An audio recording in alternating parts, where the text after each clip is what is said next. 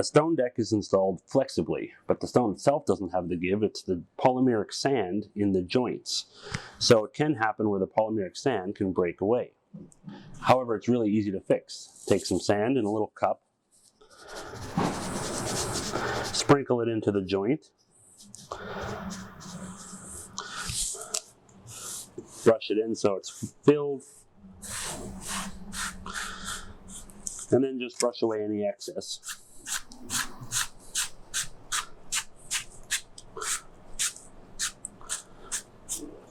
And then just squirt it with a bottle of water.